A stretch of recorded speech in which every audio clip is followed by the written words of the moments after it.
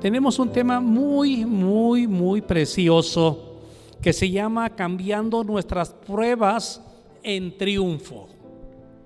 Cambiando nuestras pruebas en triunfos. Cambiando nuestras pruebas en triunfos. No sé si usted está pasando pruebas, pero seguramente que sí. El mundo entero en estos tiempos está pasando pruebas. Todos los gobiernos del mundo y la iglesia también estamos pasando la prueba. Así es que las pruebas son inevitables. No podemos evitarlas. Tarde o temprano tocan la puerta de nuestra vida, ¿sí? Dice, nos guste o no, las pruebas llegan a nuestra vida. Y tal vez usted esté viviendo, batallando con alguna prueba en su vida, en su familia, en su corazón, con sus emociones, con sus sentimientos, ¿sí? Lo importante es nuestra actitud. Vuelvo a repetir, las pruebas son inevitables. Y no es que querramos o no, nos guste o no nos guste, las pruebas siempre van a estar en nuestra vida.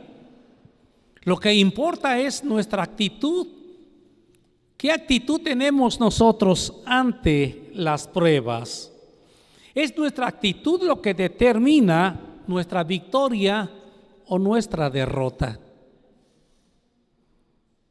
Por ejemplo, allá en el libro del Génesis tenemos, no vaya, solamente le voy a decir, usted conoce mucho la escritura.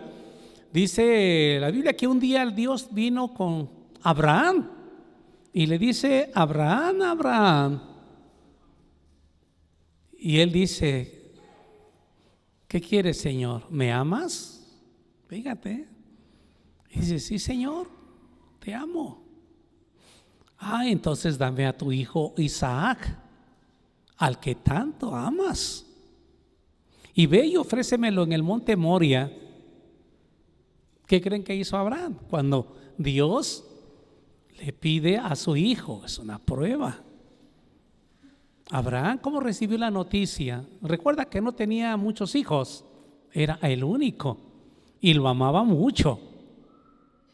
Y vemos la actitud de Abraham, primero con obediencia, segundo con sumisión, tercero con humildad, su actitud.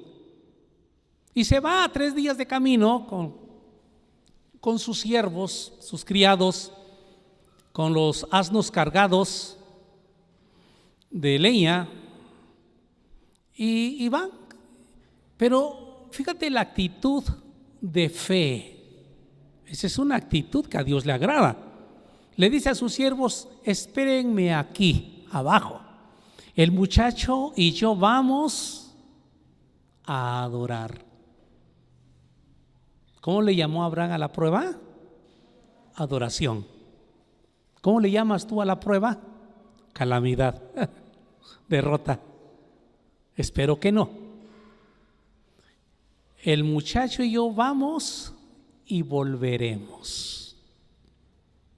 Esa es la actitud que debe tener el creyente ante la prueba.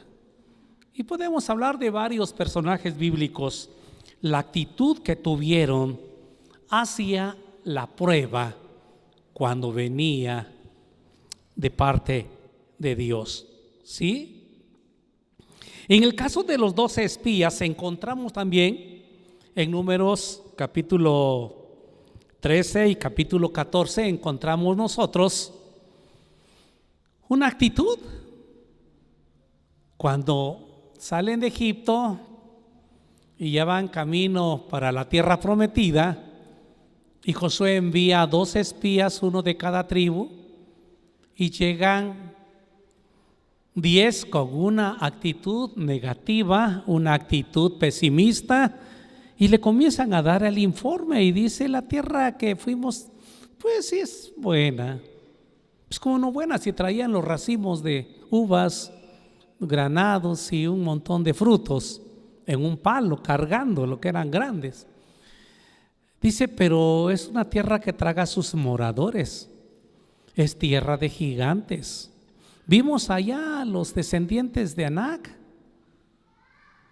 y éramos para ellos como langostas. No entremos allá, es una tierra fortificada, es una tierra, su actitud pesimista hacia un reto que tenían por delante. Solamente en Josué y en Caleb hubo una actitud hacia el reto, porque una prueba es un reto.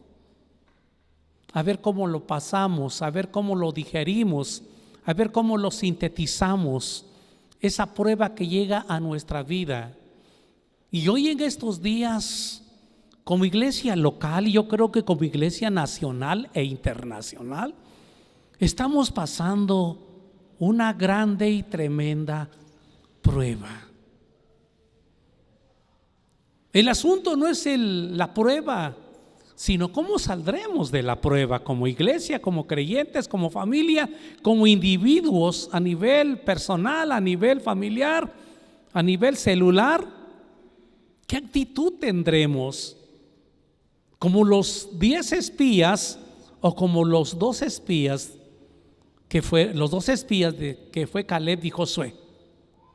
¿Qué actitud estás manejando tú en estos días que no hay trabajo, que no hay ventas, que no hay solvencia económica y que tienes que ponerte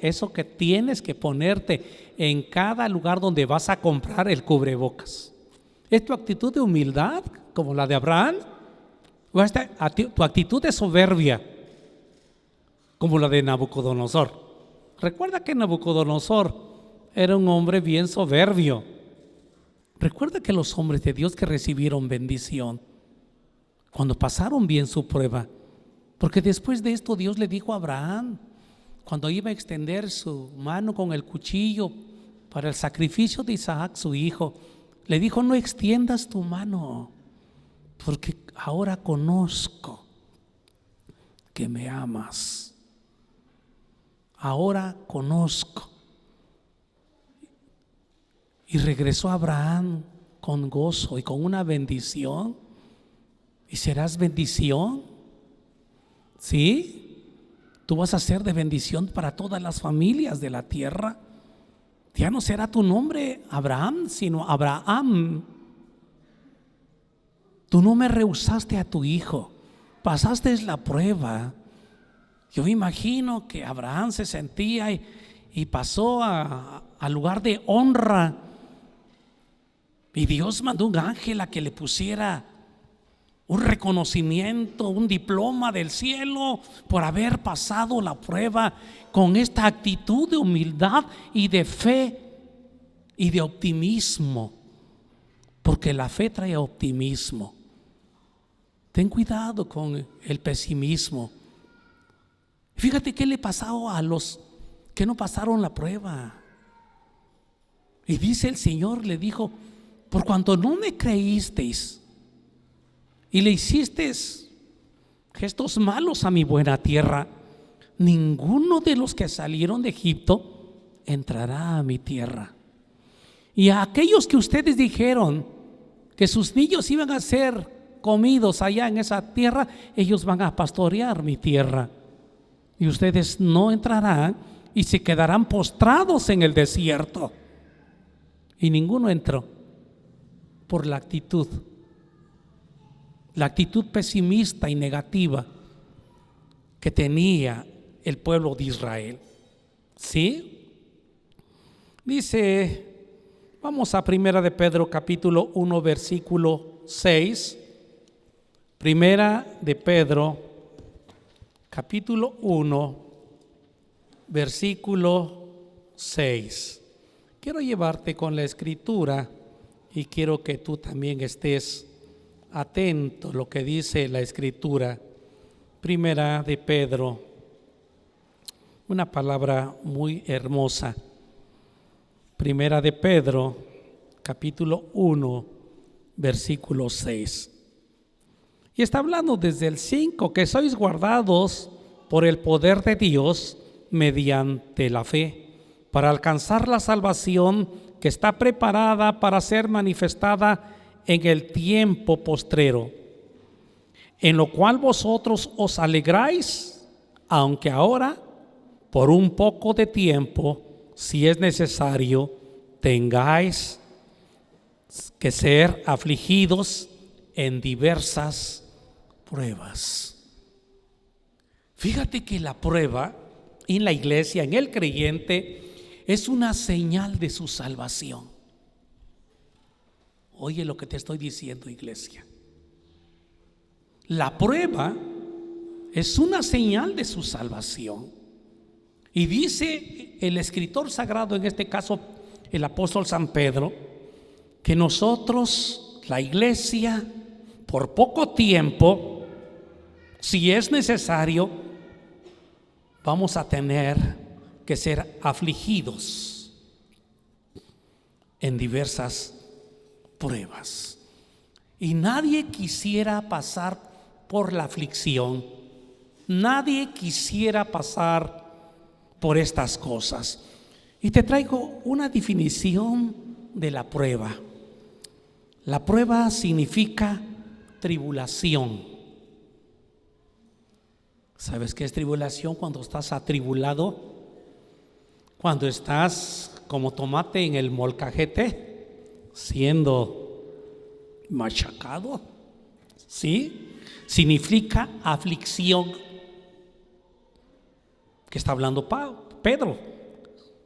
Que estemos afligidos. Significa angustia. Cuando estás angustiado, significa calamidad. Cuando el ser querido se fue, cuando te despiden del trabajo, cuando te dice el patrón: mira, no hay ventas, te vamos a pagar el 50% del salario si es que quieres. Si no, pásale allá con la secretaria, con la contadora, a que te liquide. Aflicción cuando llega el casero y te pide la renta y te metes la mano en la cartera, en la bolsa, y no hay nada. Significa también dolor. Sí, la prueba produce dolor. También significa en el sentido humano como que algo malo está sucediendo. Y te digo en el sentido humano porque la prueba tiene un propósito bueno y divino. Si lo vemos con los ojos humanos, terrenales, lo ves como algo malo. Y lo ves como algo que no quieres. Jesús tuvo sus pruebas. Dice la palabra de Dios allá en Lucas 22, 28. Lucas capítulo 22, versículo 28. Y dice de esta manera: pero vosotros sois lo que habéis permanecido conmigo en mis pruebas. Y una de las pruebas tremendas que tuvo Jesús fue cuando fue al Getsemaní. ¿Se acuerdan? Y dice que le invitó a sus discípulos a que le acompañasen a orar, pero los discípulos no pudieron porque se durmieron. Y él se alejó de ellos como un tiro de piedra y, puesto de rodillas, clamaba y decía: Padre, si es posible que pase de mí esta copa amarga, mas no se haga lo que yo quiero, sino lo que tú quieres. Él fue afligido, ¿sí?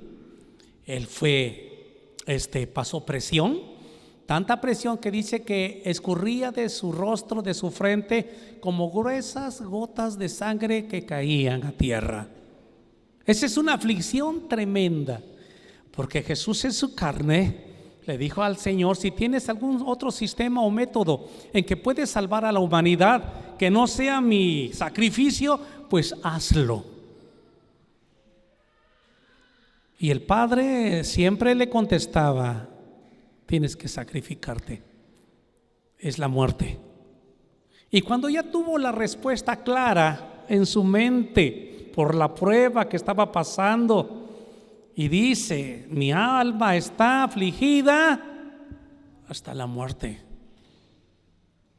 Jesús pasó sus pruebas y nosotros pasamos nuestras pruebas, pero lo importante es qué actitud tenemos nosotros hacia las pruebas, hacia lo que estamos pasando.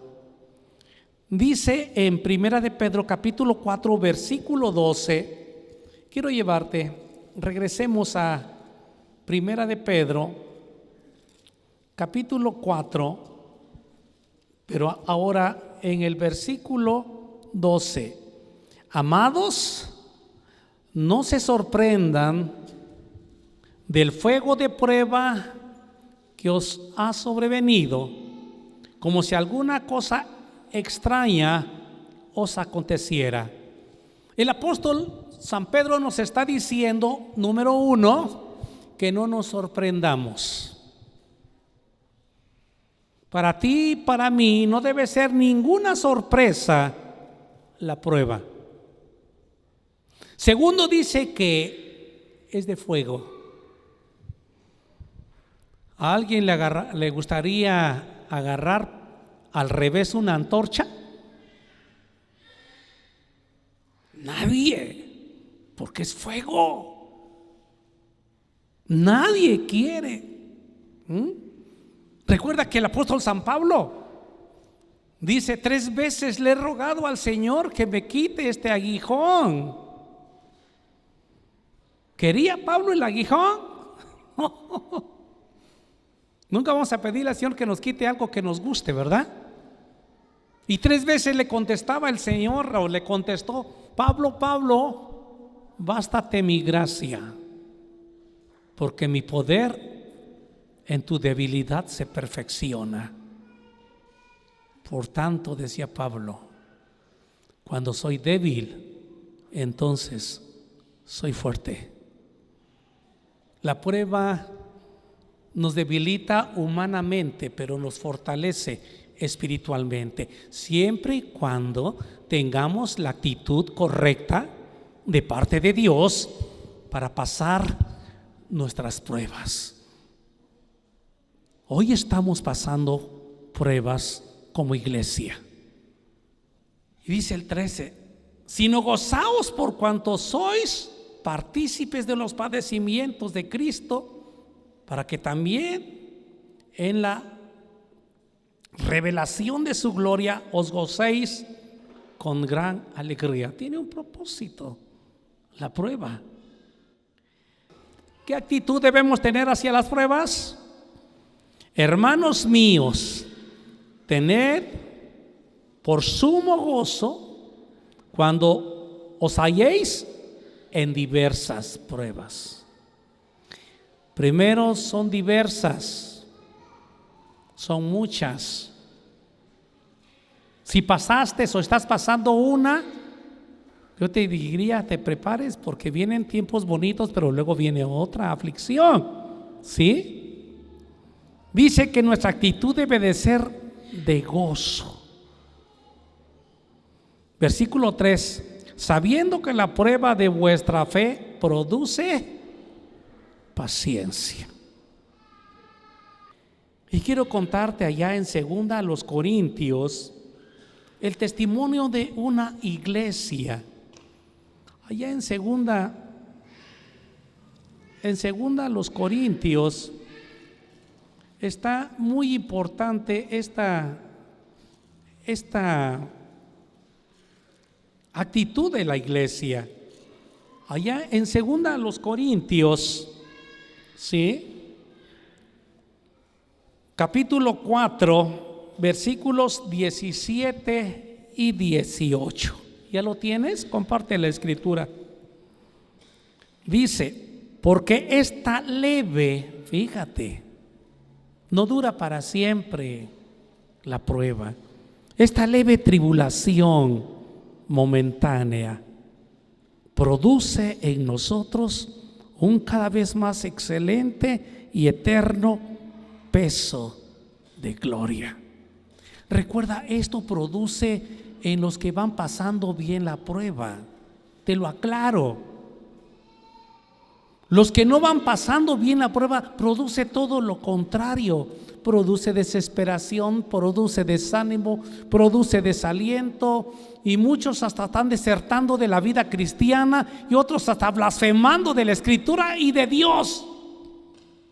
No, está hablando de los que correctamente han entendido el propósito de la prueba. Dice, porque esta leve tribulación momentánea produce en nosotros un cada vez más excelente y eterno peso de gloria, no mirando nosotros las cosas que se ven, sino las que no se ven, pues las cosas que se ven son temporales, pero las que no se ven son eternas. No sé, mi corazón se consuela. Yo siempre soy buscador de este tipo de conceptos bíblicos, porque me desprenden de lo terrenal y me lanzan a lo eterno. Me sacan de esto del mundo que estamos pasando y me ubican a lo que verdaderamente vale la pena, a lo que vino Jesucristo. Lo repito, el 18, no mirando nosotros las cosas que se ven. ¿Estás viendo tu tribulación? ¿Estás viendo tu cartera? ¿Estás viendo tu empleo? ¿Estás viendo tus ventas? ¿Estás viendo a tu familia? ¿Estás viendo el cubrebocas, el gel, los negocios? ¿Estás viendo las noticias? ¿Estás viendo las gráficas de la Secretaría de Salud? La Biblia dice, no mirando nosotros las cosas que se ven, sino las que no se ven. Pues las cosas que se ven son temporales. Las pruebas son temporales. Lo que estamos viviendo es temporal, pero lo que no se ve son eternas. La fe, la esperanza, el amor, la confianza en el Señor, la palabra de Dios que vive y permanece para siempre, las promesas del Señor, el regocijo del Señor. Dice la palabra de Dios que nosotros tenemos que estar preparados para esas pruebas que siempre vienen a nuestra vida. A propósito de las pruebas, Primera de Pedro capítulo 5 versículo 10. Primera de Pedro capítulo 5. Comparte la escritura con tu vecino que está cerca de ti. Capítulo 5, pero el versículo 10. Mas el Dios de toda gracia, ¿cuántos saben que es de toda gracia? Que nos llamó a su gloria eterna. Tenemos un llamamiento en Jesucristo. Después que hayáis padecido un poco de tiempo. La prueba es temporal, hermanos. ¿Por qué temporal? Porque nuestra vida aquí es temporal. Nuestra vida aquí no es eterna. Y pronto viene el Señor o nos vamos a su presencia, que es muchísimo mejor. Después que hayáis padecido un poco de tiempo, Él mismo os perfeccione, afirme, fortalezca y establezca. El propósito de la prueba y de la aflicción, del dolor que estás pasando como iglesia, como creyente, como familia, como trabajador, como ama de casa, que no hay dinero para la renta, que no hay dinero para comer, que no hay dinero para esto. Otro, recuerda que es temporal. Y quiero llevarte por último a Salmo 84, ese poder que nos ha dado el Señor. Salmo número 84. Quiero que compartas la escritura con tus vecinos o tu vecino que está allá. Versículo 5, 6 y 7. Bienaventurado el varón, el hombre o la mujer que tiene en ti sus fuerzas. La prueba es para depender de las fuerzas del Señor. Y dice Efesios capítulo 6: fortaleceos en el Señor y en el poder de su fuerza. Por eso dice: bienaventurado el hombre que tiene en ti sus fuerzas, en cuyo corazón están tus caminos. Fíjate lo que pasa con este tipo de cristianos.